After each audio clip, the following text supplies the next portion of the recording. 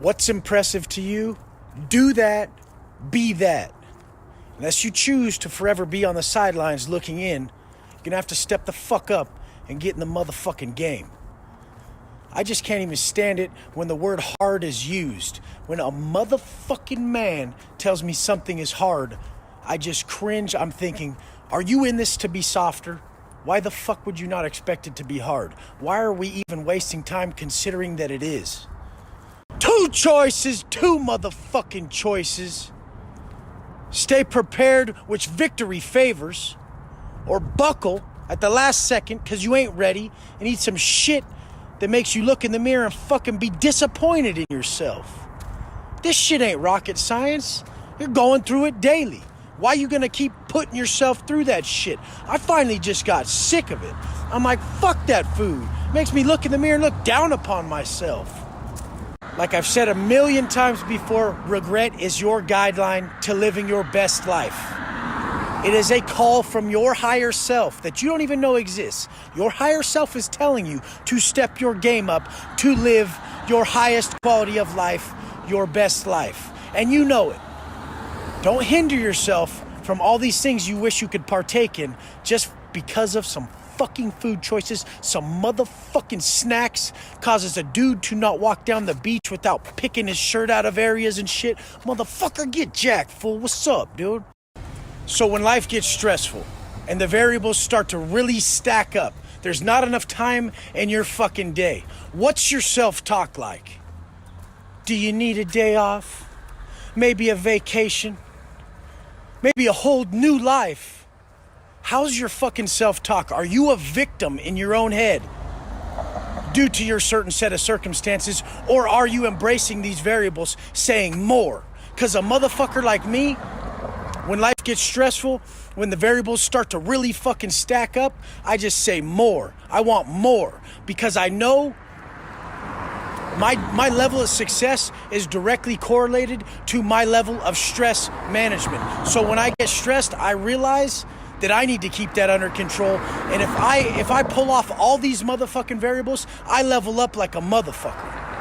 The thing I fucking hate most in this fucking world, you wouldn't believe what it is, and it's that minute second where I have a lack of confidence. And I know some people live in that fucking mindset 24/7. It's fucking sickening to me. And how do you defeat that? You defeat that from these fucking tasks. Every fucking task you have throughout your day, every little variable is what builds your confidence. If you fucking complete more and more and more and more and more and more and more every fucking day, you level up so fucking quick to where your day is so progressive, so fucking extensive, and so built and packed with details, you're fucking smashing goals in an amount of time that makes people's fucking heads spin. To me, a good day and a good life and a good month now is just when there's not something massively bad happening. Our morning process is so fucking crucial because the point is we're setting the landscape of our minds first thing in the morning in a grateful, positive fashion to make sure that anything that comes our way is looked at it from the right perspective. So I taught myself this in the absolute hardest situation, the worst situation possible, long-term lockdowns while in the penitentiary, lockdowns over 14 months where I did not step 1 foot out of my cell, shoe terms totaling more than that. And the point is we can look at the worst problems with the correct perspective by just earning positivity. Positivity is earned with action. You can't just will it your way. It is earned with motherfucking action. And I've never seen someone leave the gym all negative. It's one of the few places where everybody holds the door for everybody. And they just leave with that undeniable positivity. It just, you earn that shit. That shit is instilled in us by creation.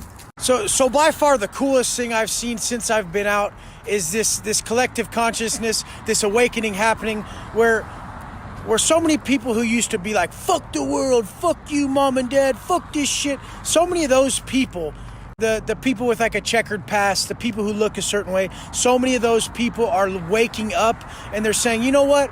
That negativity that I'm passing on, that shit is bitch made. That shit's for bitches. That's a motherfucking man or someone who can't control their emotions. And guess what that is? Straight bitch shit. Purpose over pleasure, purpose over pleasure, purpose over pleasure, purpose over pleasure. In all reality, happiness is going to come from limiting your desires, not flying to your dreams. Not flying to your dreams. Because in all reality, man is the only animal whose desires increase as he is fed. It's nonstop perpetual pleasure chasing if we don't pump the brakes on the shit we supposedly want and the external influences we think will bring us happiness. True happiness, true contentment, it only comes from self-investment. I hate when people say just choose it, because it's not a choice. Happiness comes from answering the call of your conscience. Your conscience is telling you how to live your best life. That's why when you drink and you regret it, that's your conscience telling you to quit. That's when you overeat and you're gaining weight that makes you feel sick, makes you feel unhealthy. That's your conscience telling you to level the fuck up and live your best life. That's why when you're an asshole to people and you're about to pay some karmic debt, that's your conscience telling you to be a kinder person and to handle fucking business. If you want to live your best life, you follow these guidelines. The guidelines come from your conscience. It's that simple. Listen the fuck up. The people who don't listen are just making excuses. They hear it. We all do. Now, the true stepping stone for life, the true test of a real motherfucker, the true test of a teacher is to pass this on. Once you've healed yourself, you must pass on what worked for you. You can't heal others till you heal yourself. So look how this all comes full circle. I'm preaching, I'm telling you that true happiness, true contentment only comes from self-investment. And self-investment is massive sacrifice. So if we're sharing with others our self-investment, our sacrifice to influence them to be better and showing them that it works on all levels, mind, body, and soul, this is the most selfless way of living known to man. This is how we show it. We're giving up so many pleasures just to prove that this is how we should live. This is how we'll reach our highest potential. Honestly, it's a hard truth that people are never going to really realize. They think it's something they need to fucking add to their life that's going to get them where they want to go. Your motherfucking pleasures are what's fucking you. It's not that you need to add some Himalayan salt to your diet and now you're all of a sudden going to get the gains you want, motherfucker. You're cheating too much. You're seeking pleasure too much. You're not dedicated enough.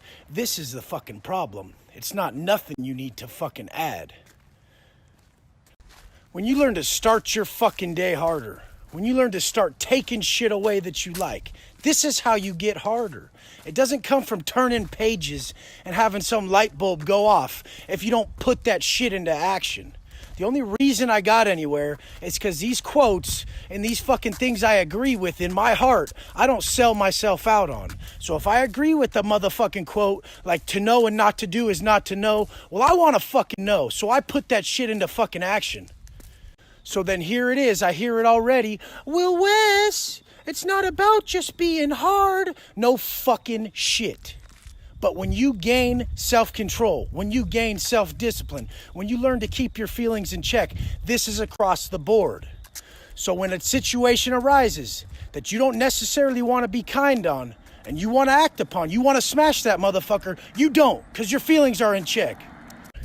So in the pen, when some grown-ass dude is having some sort of emotional reaction or he's throwing some man-sized hissy fit, that shit don't last long.